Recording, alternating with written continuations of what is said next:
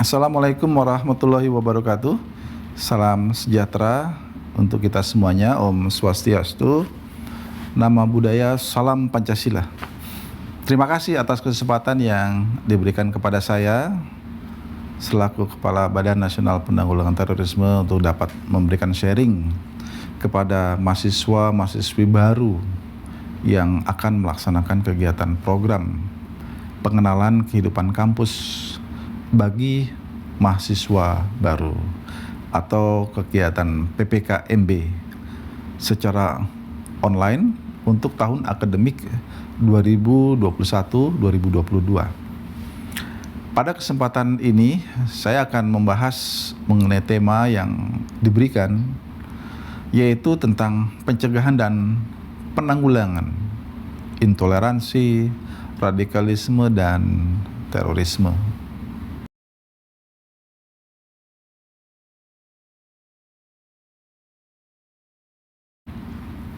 Sebagaimana kita ketahui bahwa Global Terrorism Index respon PBB dan indeks potensi radikalisasi, adik-adik sekalian, mahasiswa-mahasiswi yang saya banggakan, untuk dapat memahami bahaya terorisme tersebut,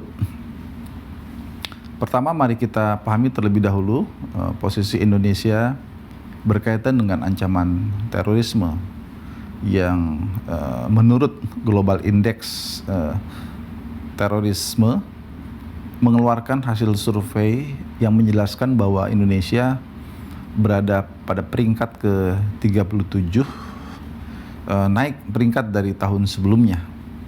Artinya ini semakin besar dia rankingnya, menunjukkan bahwa dampak buruk terorisme ke negara kita tidak memberikan arti atau dampak yang mengkhawatirkan bagi masyarakat. Kategori medium tentunya dengan ranking tersebut dapat dimaknai dari posisi Indonesia pada tingkat dunia. Pada tingkat regional di Asia Tenggara, Indonesia masih lebih aman dibandingkan dengan Filipina, Thailand, dan Myanmar. Hal ini sejalan dengan survei yang dilaksanakan oleh BNPT juga, yang bekerja sama dengan Alfara Research dan Nazaruddin Umar Foundation, yang menyatakan bahwa tren potensi radikalisme di Indonesia menurun dari tahun 2017 sebesar 55,2%. Jadi masuk dalam kategori sedang, dan tahun 2019 sebesar 38,4%. Kategorinya rendah dan menjadi 14% di tahun 2020 yang lalu. Jadi kategori sangat rendah. Dengan demikian disimpulkan bahwa saat ini tren potensi radikalisme cenderung mengalami penurunan. Namun secara global kita harus selalu waspada, karena banyak penyebaran paham radikal terorisme yang dilakukan melalui online. Hal ini juga diserukan oleh Perserikatan Bangsa-Bangsa dengan mengeluarkan resolusi nomor 2532 pada tanggal 1 Juli 2020 yang lalu dalam rangka menjaga perdamaian dan keamanan internasional di masa pandemi. Yang isi seruannya adalah meminta agar dilakukan dengan segera gencatan senjata di daerah konflik di berbagai belahan dunia. Namun permintaan gencatan senjata tersebut tidak berlaku bagi operasi terhadap jaringan teroris internasional, antara lain ISIS, Al-Qaeda, dan juga satu lagi adalah Taliban ya. Hal ini menunjukkan bahwa upaya pemberantasan terorisme internasional tetap dijalankan walaupun sedang menghadapi pandemi. Selain itu, United Nations Counterterrorism Executive Directorate telah mengeluarkan policy paper mengenai ancaman terorisme dan ekstremisme berbasis kekerasan di masa pandemi, dengan mengingatkan negara-negara anggota PBB terkait dengan ancaman risiko jangka pendek dan jangka panjang terorisme di masa pandemi. Dari policy paper tersebut, dua hal yang menjadi fokus utama penanggulangan terorisme, yaitu satu, fokus pada upaya penanggulangan terorisme terkait penyalahgunaan internet atau misuse of cyberspace oleh kelompok jaringan teroris. Dalam hal ini merupakan negatif naratif yang dikumandangkan, disebarluaskan oleh jaringan teroris. Jadi ini sebuah propaganda. Upaya negara untuk menangani kekecewaan di masyarakat yang dapat menjadi pemicu radikal terorisme dengan fokus utama pencegahan dan pendekatan lunak atau soft approach. Komposisi penduduk dan penetrasi pengguna internet di Indonesia. Adik-adik mahasiswa yang saya banggakan, pada tahun 2021 ini Indonesia telah memasuki fase bonus demografi. Kita tahu bahwa fase bonus demografi ini bisa berlangsung sampai 2045 yang ditandai dengan jumlah penduduk usia produktif di rentang usia 15 sampai 64 tahun yang lebih besar dibandingkan dengan penduduk usia non produktif. Menurut sensus BPS tahun 2020, jumlah penduduk Indonesia saat ini didominasi oleh generasi Z, lahir pada kurun waktu tahun 1997 sampai 2012,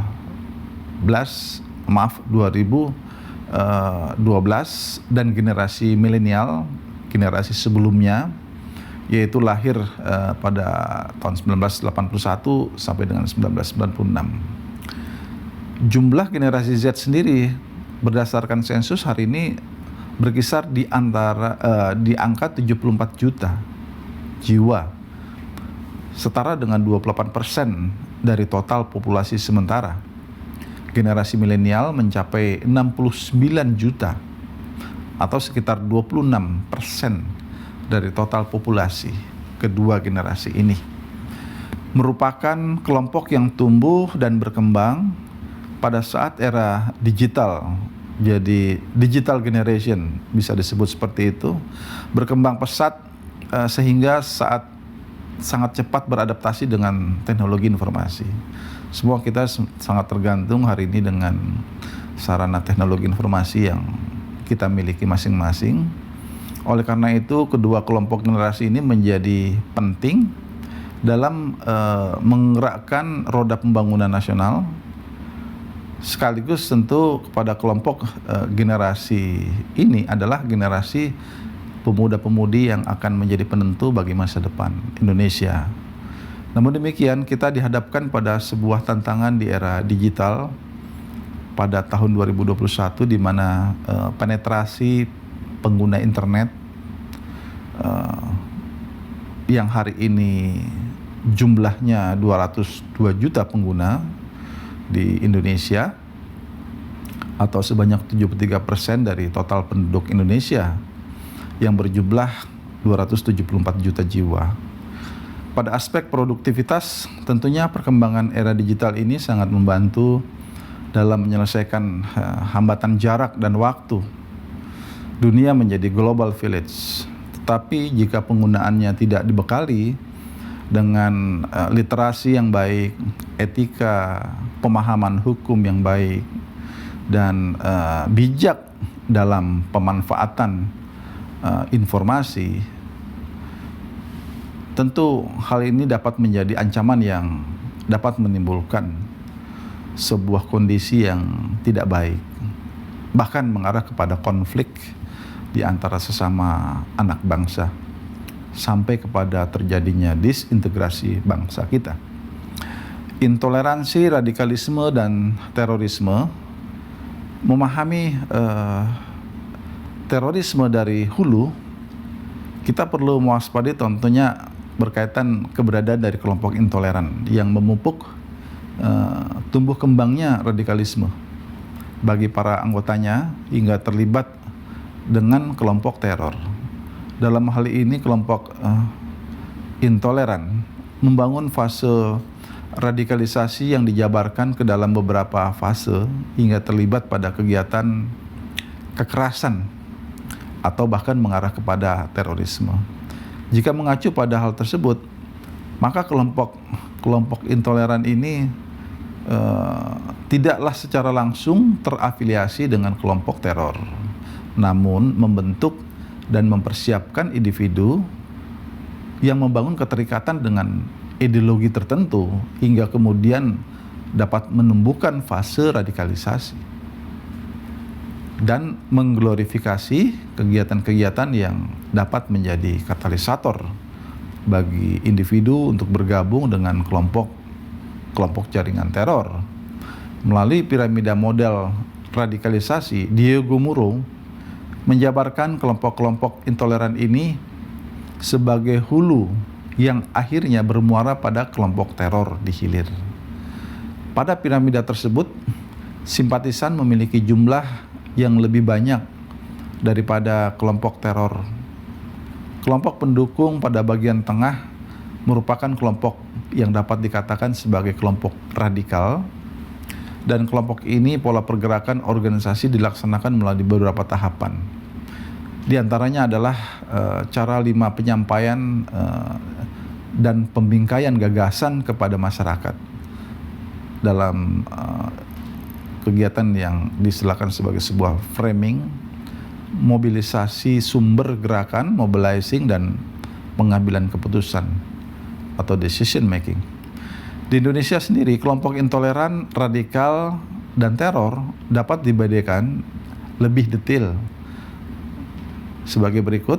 Kelompok intoleran, kelompok ini memiliki 3 komponen, yaitu ketidakmampuan menahan diri untuk tidak menyukai individu atau pihak lain, sikap mencampuri dan atau menentang sikap atau keyakinan orang lain, dan dengan sengaja mengganggu kelompok orang lain. Kelompok intoleran dapat dipahami sebagai kelompok yang menghimpun komponen intoleransi tersebut. Diego Durgo menyebutkan bahwa pada tataran sympathizer, mereka setuju dengan penyebab yang menjadi landasan kelompok teror. Hanya saja mereka tidak menyetujui kekerasan yang dilakukan oleh para teroris. Jadi dia intoleran, tapi kekerasan yang dilakukan oleh jaringan teror, dia tidak menyukai hal tersebut. Kelompok radikal, kelompok ini ditandai dengan adanya tindakan kekerasan yang juga mendukung tindakan teror, baik secara material, finansial, dan juga support terhadap kelompok teror. Kelompok radikal memiliki peran penting dalam mendukung aktivitas teror. Pada kelompok ini, individu sudah pada fase radikalisasi dan menunggu adanya katalis event atau fenomena katalisator yang memantik individu sehingga akhirnya memutuskan untuk berbagi atau menggabungkan diri dengan kelompok teror. Jadi proses radikalisasi itulah yang tentunya kita sama-sama harus mewaspadai, terutama adalah para generasi muda. Oleh karena itu janganlah kita dengan mudah begitu percaya pemanfaatan atau informasi di dunia maya ini dengan menerima mentah-mentah begitu saja setiap informasi, apalagi ini berkaitan dengan ideologi kekerasan, terutama ideologi yang dikumandangkan, disampaikan oleh kelompok jaringan terorisme melalui dunia maya. Karena memang dengan angka jumlah yang signifikan dari generasi milenial dan generasi Z sebagaimana yang saya uraikan tadi di atas, itu tentu menandai bahwa potensi pendukung terhadap jaringan teror ini sangat tinggi, terutama dari kalangan anak muda. Kelompok teror ditetapkan dengan mekanisme di negara kita ada satuan tugas yang disebut Satgas DTT-OT, Daftar Terduga Teroris dan Organisasi Teroris. sebagai individu dan korporasi yang secara langsung maupun tidak langsung diajukan oleh Polri. Jadi ada mekanisme terhadap individu maupun entitas yang memiliki atau telah dibuktikan atau belum dibuktikan, diketahui adalah merupakan jaringan atau terafiliasi dengan kelompok teror.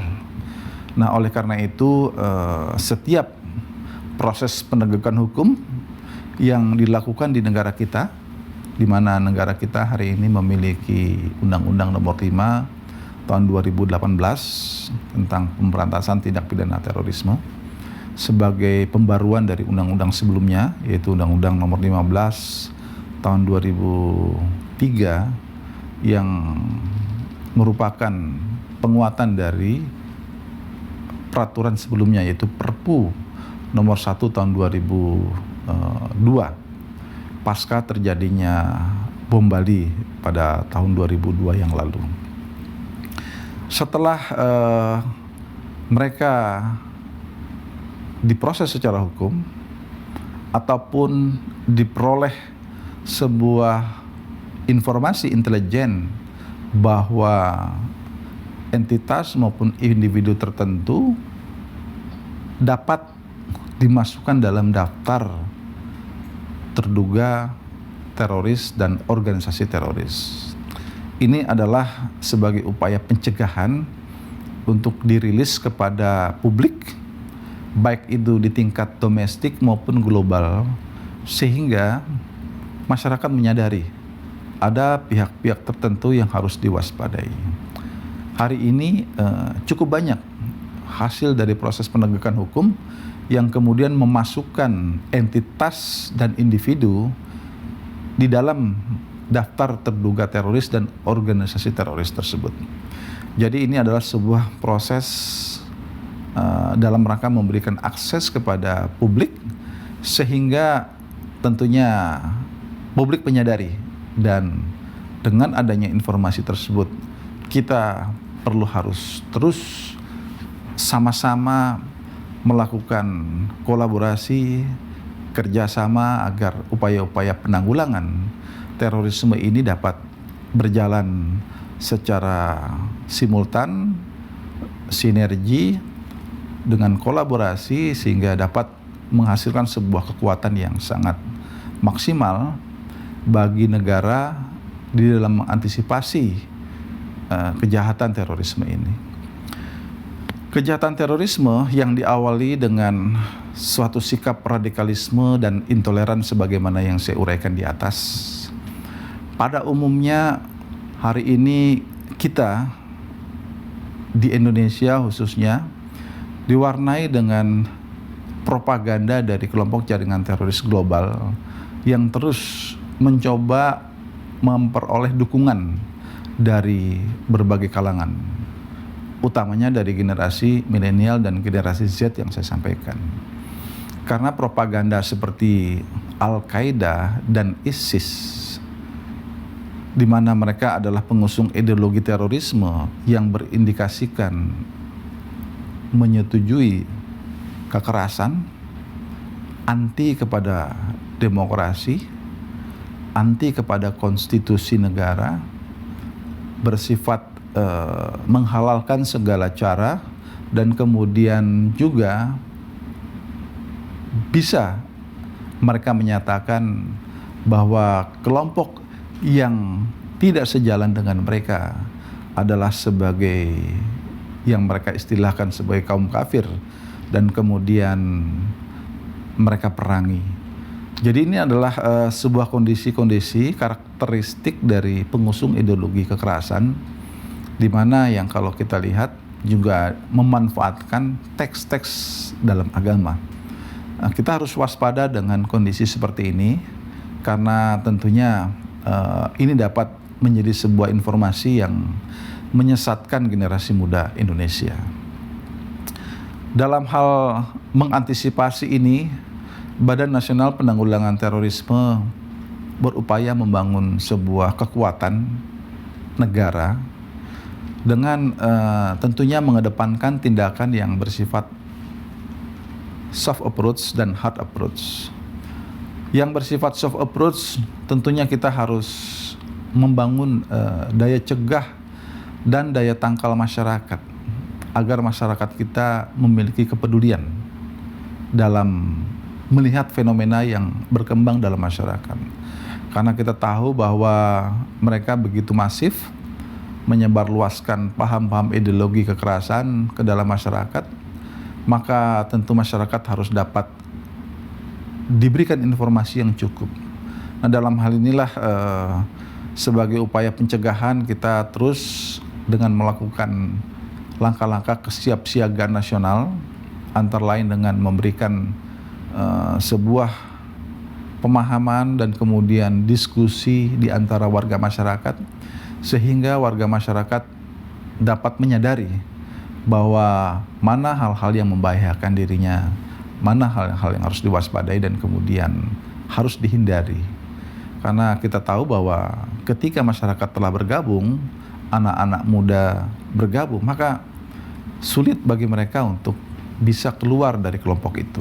Ini adalah sebuah fakta pengalaman yang selama ini kita lihat dalam masyarakat. Yang berikutnya tentu adalah sinergi di antara seluruh kementerian lembaga.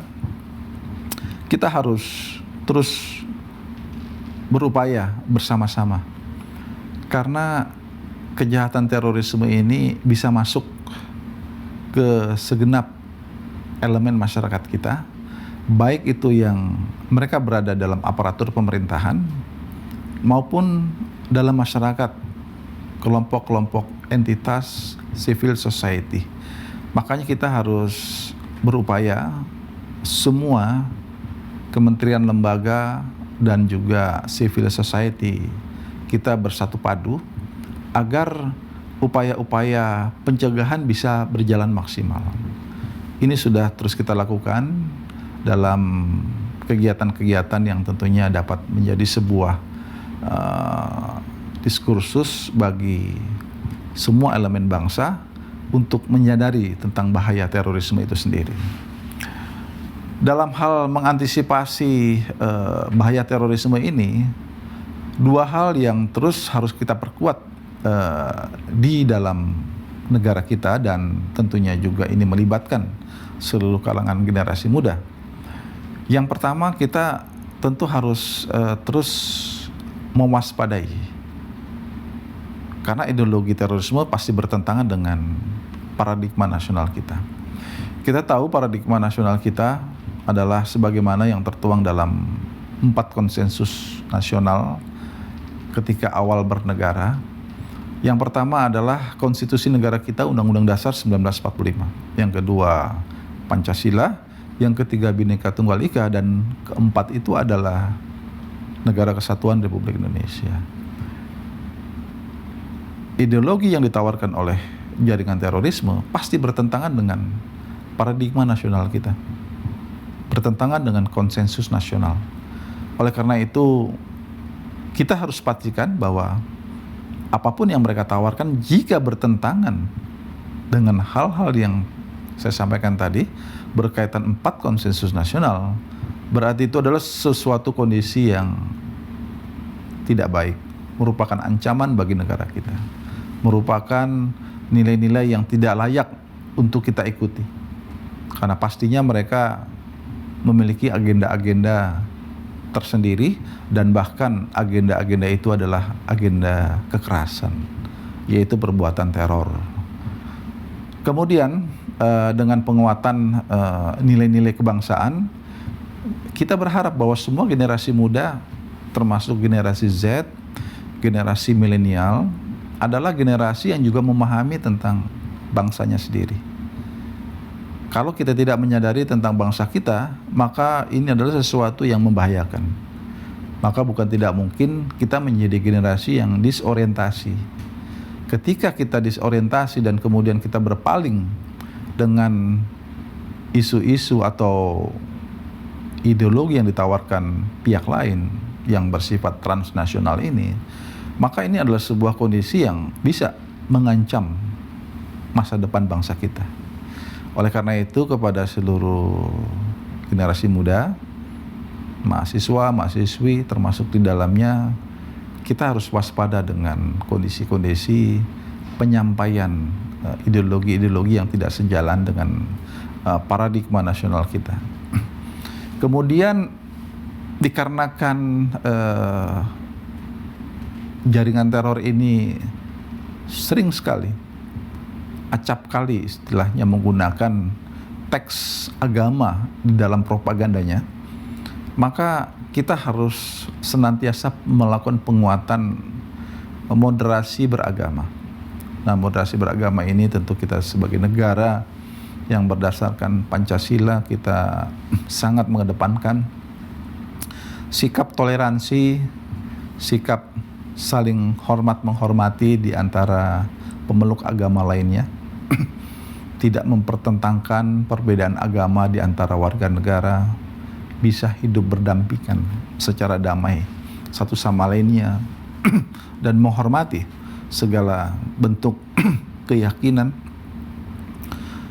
dan keimanan yang dianut oleh warga negara walaupun itu berbeda. Ini adalah sesuatu yang tentunya dijamin oleh konstitusi negara kita, dan tentunya semangat bertoleransi dalam kehidupan beragama inilah merupakan sebuah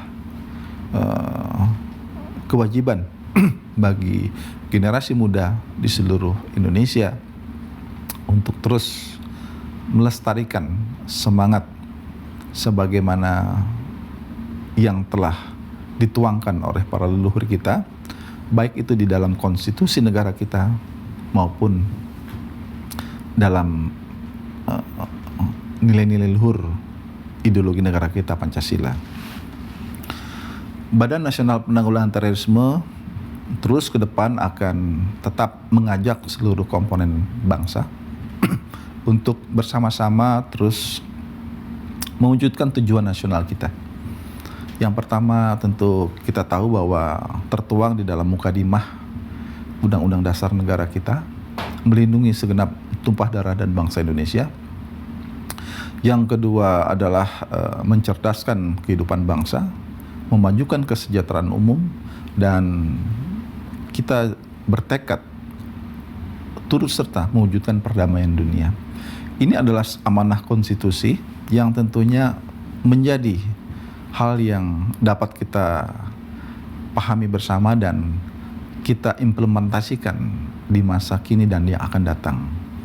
Itulah tentunya sebagai modal dasar kita sebagai bangsa Indonesia, yang tentunya apabila kita yakini nilai-nilai luhur tersebut akan menjadi modal besar bagi kita bangsa Indonesia untuk terus bergerak maju menjadi bangsa yang hebat, bangsa yang maju, bangsa yang tentunya memiliki karakteristik nilai budaya luhur bangsa kita, di mana kita memiliki semangat untuk hidup berdampingan secara damai, bergotong royong, tentunya untuk mewujudkan Indonesia yang harmoni.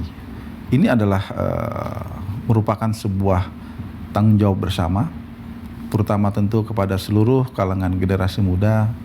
Hendaklah terus kita waspada dengan segala bentuk nilai-nilai yang tidak sejalan dengan nilai-nilai luhur bangsa kita, dan kemudian tetaplah terus bertekad untuk menjadikan bangsa Indonesia menjadi bangsa yang hebat.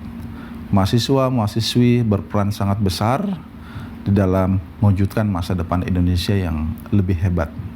Tentunya Indonesia juga berada di tangan mahasiswa-mahasiswi semuanya di masa yang akan datang. Oleh karena itu kami berkeyakinan bahwa dengan semangat mencintai nilai-nilai luhur bangsa kita, kemudian mengimplementasikan apa yang telah disampaikan tadi mengenai 4 konsensus nasional yang merupakan paradigma nasional kita, maka kita akan bisa menjadi bangsa yang hebat, selamat dari berbagai ancaman, bahaya yang tentunya setiap saat bisa menghampiri bangsa kita. Terima kasih, selamat belajar, sukses untuk Anda semuanya, dan jangan kecewakan orang tua Anda, jangan kecewakan tentunya seluruh kerabat sahabat Anda yang menanti Anda untuk menjadi orang yang hebat. Terima kasih. Wassalamualaikum warahmatullahi wabarakatuh. Om Santi Santi Santi Om.